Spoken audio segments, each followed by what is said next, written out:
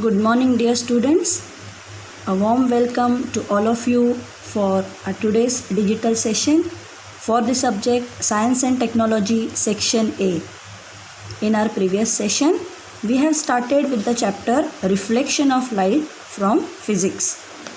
In that chapter, we had started with the topic mirrors and the types of mirrors. The first type of mirror was a plane mirror. We had seen how a plane mirror is used for getting different images. Then we had started with the other type of mirror, that is spherical mirror, and its two types, that is concave mirror and convex mirror. So let us have a glance at both the types of mirrors. Concave mirror, we had seen that if the inner surface of the spherical mirror is the reflecting surface, then it is called a concave mirror.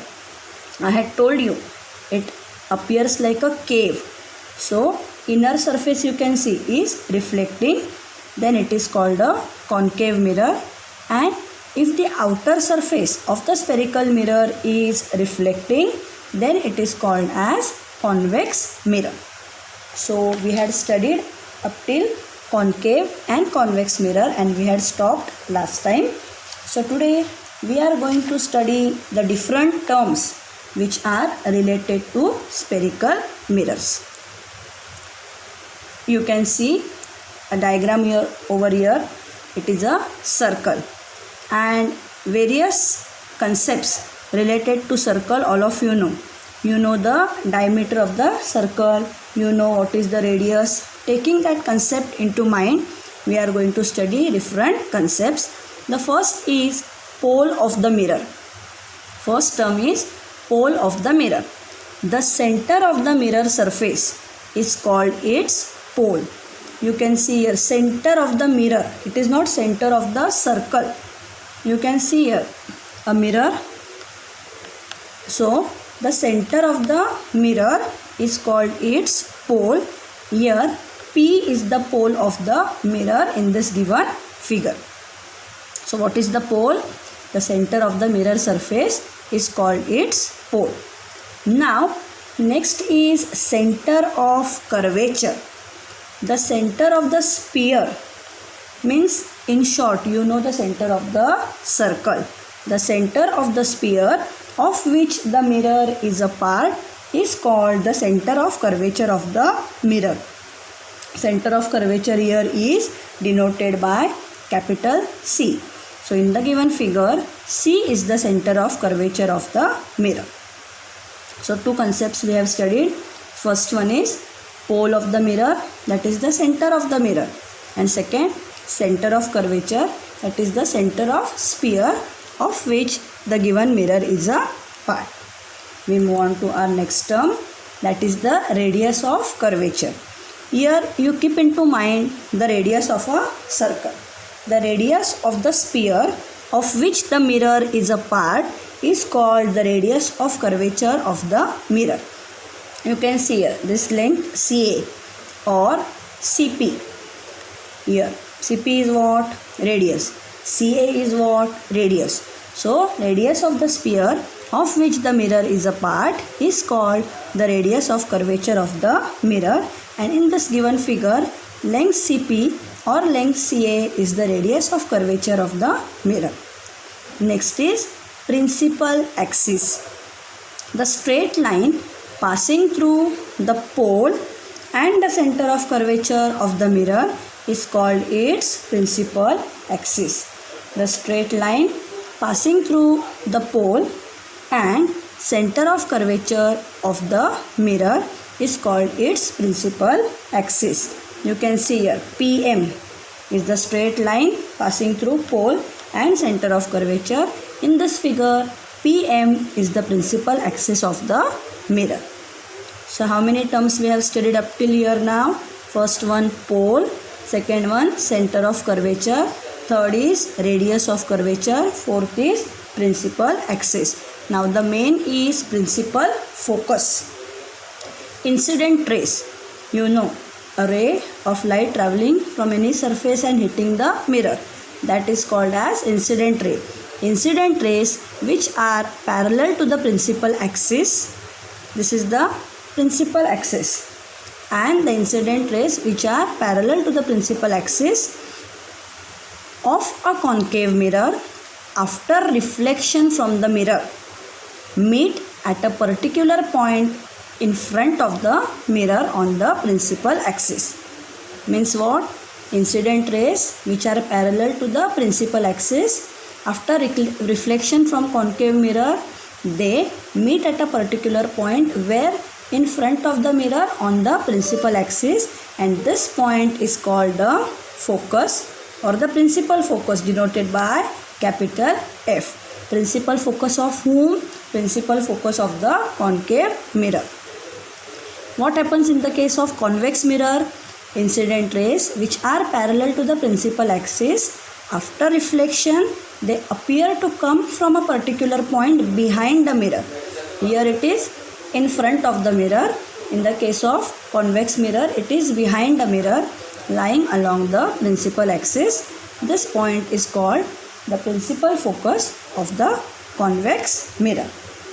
Now we come on to the last point, last term related to spherical mirror, that is the focal length. Very important.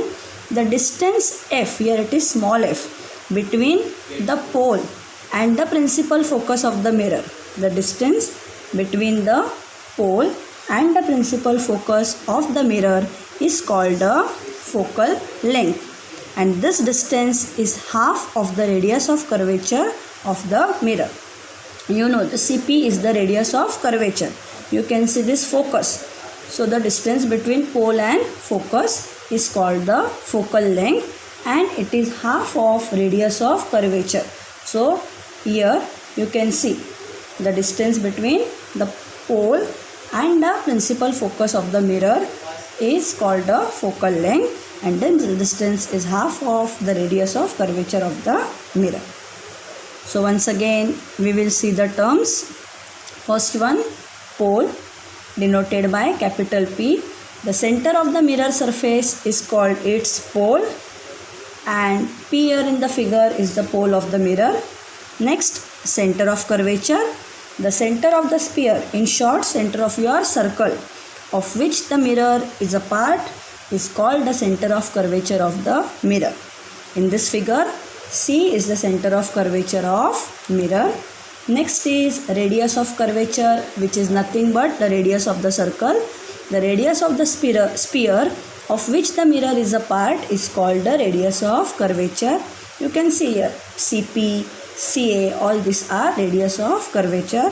The very straight line passing through pole and center of curvature is called the principal axis. Here PM is the principal axis. Next, principal focus, which is different for a concave and convex mirror. For concave, it is formed in front of the mirror, whereas convex at a particular point behind the mirror. That point is called the principal focus. And last one is focal length, that is the distance between the pole and the principal focus of the mirror is called the focal length, and the distance is half of the radius of curvature of the mirror. With this, we complete the different terms related to spherical mirrors. You have to study these terms, you have to study the various definitions. In the exam, anyway questions can be asked on it. You will be provided with the diagram, and you have to identify a particular part and you have to define it, or direct definitions can be asked. Define pole, principal focus of the mirror, or fill-ups can be asked. So anyways question can be asked in the exam. Next topic is drawing the reflected rays. Now you know incident ray, after getting reflected from the mirror, becomes your reflected ray. So drawing the different reflected rays, here you can see MN is a spherical mirror and ray AQ is incident on it. It is traveling towards the mirror. So it is called as the incident ray. Ray AQ is incident on it. CQ is the radius. You can see here CQ is the radius, and therefore is perpendicular to the mirror at point Q. You can see here, making an angle of perpendicular to the mirror at Q. Thus angle AQC, this angle AQC, this angle is angle of incidence. Why? Because it is formed from the incident ray. According to the laws of reflection, angle of incidence and angle of reflection are of the same measure. Angle of incidence and angle of reflection are of the same measure. Hence, while drawing the reflected ray, here reflected ray is what? AQ is incident ray, QB is reflected ray. So, while drawing the reflected ray, angle CQB, this is what? AQC is your angle of incidence. Now, according to the laws of reflection, angle of incidence and angle of reflection should be of equal measure. So, you should take care that while you are drawing the reflected ray, that is QB, angle CQB must be equal to angle AQC. That care has to be taken. Now, we can study the images which are produced by spherical mirrors by drawing different ray diagrams. What is a ray diagram? A ray diagram is the depiction of the path which is taken by light rays. And to draw the ray diagram, anyhow you cannot draw the ray diagrams. You have to use following rules which are based on the laws of reflection of light. Various rules you have to follow. Anyhow on your own you cannot draw the ray diagrams. So let us see which rules we have to follow while drawing the ray diagrams. Rule number 1. If an incident ray is parallel to the principal axis. Now you can see here general rules for drawing the diagrams for images produced by which diagram? Ray diagram. General rules which you have to follow for drawing a ray diagram for the images produced by spherical mirrors. First rule, if an incident ray is parallel to the principal axis. Now you can see here, this is the incident ray. Now it is very light, so you cannot see the arrow. Here it is the arrow pointing from the source towards the mirror. So incident ray is parallel. You can see it is parallel to the principal axis. Then the reflected ray. Now this is the reflected ray. This incident ray after hitting the mirror gets reflected. It passes through the principal focus. So this is your first rule, that if an incident ray is parallel to the principal axis, then the reflected ray passes through the principal focus. Rule number 2, if an incident ray passes through the principal focus, exactly opposite. If an incident ray, you can see here arrow which is a little bit blurred.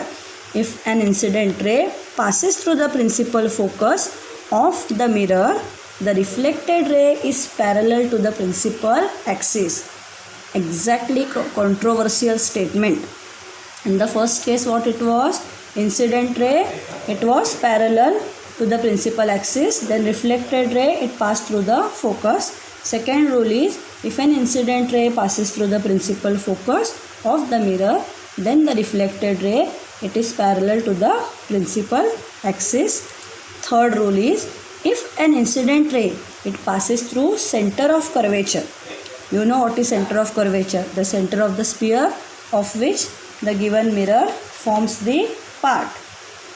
That is the center of curvature. So if the incident ray passes through the center of curvature of the mirror, the reflected ray will also trace the same path back. So these are the three rules which we have studied. The first rule is, if an incident ray is parallel to the principal axis, reflected ray passes through the principal focus. If an incident ray passes through the principal focus of the mirror, reflected ray is parallel to the principal axis. And in the third case, if an incident ray passes through center of curvature of the mirror, the reflected ray traces the same path back. So these are the rules which you have to follow for drawing the ray diagrams in the case of images formed by spherical mirrors. Now in our next topic, we are going to study about the images which are formed by a concave mirror and a convex mirror. So let us start with images formation by a concave mirror with the help of an experiment. Images formed by a concave mirror. Materials required are a candle or a glass lamp, 2 cardboard boxes, large cardboard sheet, see 2 cardboard boxes, large cardboard sheet, white paper, a concave mirror because you are going to study the images formed by a concave mirror, a meter, ruler to measure various distances, and a wooden block. These are the different materials required for our experiment. What procedure you are going to follow, what action you are going to take? You are going to take the cardboard box which is large enough to hold the candle or lamp. Take the cardboard box which is big enough to hold the candle or the glass lamp. Cut off one side and place the candle inside. Cut off one side of the box and place the candle inside. You know how a box is. Cut out an arrow shaped slit from one side so that we can get an arrow shaped light source. Make a screen of size 20 cm into 30 cm. While preparing a screen, you have to stick a white paper. Now you can see here a screen is made by sticking white paper on the cardboard sheet and set it up vertically with the help of a wooden block. Fix the mirror vertically on the other cardboard box by making a slit on its top surface. You can see a slit is made and a mirror is mounted here inside this cardboard box. Place the screen near the window. Now you can see this screen is placed near the window and place the mirror in front of it, exactly in front of the screen. You can see the mirror such that the image of the sun or some faraway object forms clearly on the screen. You know, outside the window there may be any object, faraway object such as any neighboring building or trees which are far away or the sun. So any of such image can be clearly formed on the screen. Measure the distance between the screen and the mirror. So when you get the clear image of whatever object you have selected, measure the distance between this mirror and the screen, and this is the focal length of the mirror. You have studied the last term when we had seen the terms related to spherical mirrors. What was the focal length? It was the distance between the pole and the principal focus of the mirror. So this you also have as an experiment in your journals when we will be performing the practicals to determine the focal length of a concave mirror. So there also in the lab we are going to do this setup. Any faraway object, we have many neighboring buildings or trees, that object we are going to select, and mirror and the screen we are going to place in such a way that the image of the faraway object will be formed on the screen. Clear image. The image should be very clear, and that after that you are going to take the meter scale and measure the distance between the mirror and the screen, and that distance will be the focal length. Now set up the experiment in a dark room. Place the mirror near the 0 mark on the meter scale. Place the screen in front of it and place the light source in between the two, so that the distance between the mirror and the source is a little more than the focal length of the mirror. Obtain a clear image of the source on the screen. Very important is that the image should not be blurred. It should be a clear image. By moving the screen, you have to adjust the screen to get the image. Do not ever touch the mirror. By moving the screen along the meter scale and perpendicular to it, the image will be inverted and larger than the source. Image formed will always be inverted and it will be larger in size than the source. As the image is obtained on the screen, it is a real image. Now a new term for you. Two types of images are formed. One is a real image and the other is a virtual image. In case of real image, the image formed is always inverted and formed on the same side of the mirror. Whereas if the image is a virtual image, it cannot be projected on a screen. the image which you get through a plane mirror, when you look inside a plane mirror, that image which is formed is known as a virtual image. The reflected rays, they appear to be meeting at that point source, but they actually do not meet over there. Such a type of image is called as virtual image. And the peculiarity, the characteristic of virtual image is that image is erect and it is formed on the opposite side of the mirror. So now here in case of a concave mirror, you can see here the image can be obtained on a screen, so it is a real image. And always remember, virtual image can never be projected on a screen. Now move the source away from the mirror so that the distance between the two is greater than twice the focal length of the mirror. Again, get a clear image on the screen by moving it towards the mirror. Adjust the screen. The image is inverted. Now the image will be smaller than the object, and image is inverted, obtained on a screen, so the nature of image will be real. So this is how you can find out the images which are formed by a concave mirror. Now you can see in this given figure, that is figure A, an object AB. This object AB, this is the ray diagram now, is placed. Where it is placed? It is placed between the focus F and center of curvature of the concave mirror.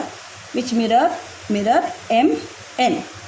An object AB is placed between focus and center of curvature of a concave mirror.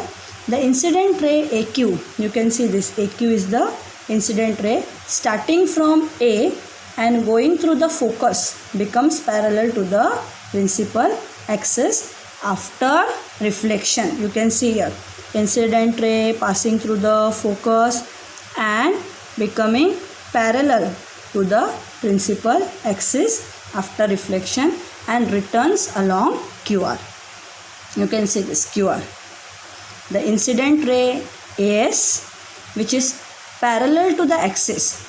The incident ray AS, which is parallel to the principal axis.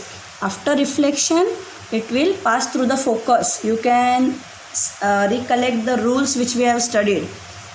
If the incident ray is passing through the focus, the reflected ray will be parallel. Now here AS is parallel. So the incident ray AS parallel to the axis, after reflection passes through the focus and returns along path ST. It cuts the reflected ray QR at point A1. Thus the image of A is formed at A1. Where is the image of A? It is formed at A1. The point B is situated on the principal axis, and so its image will be on the axis and it will be directly above A1, that is B1. The images of points between A1 and B1 will be formed between the points A1 and B1.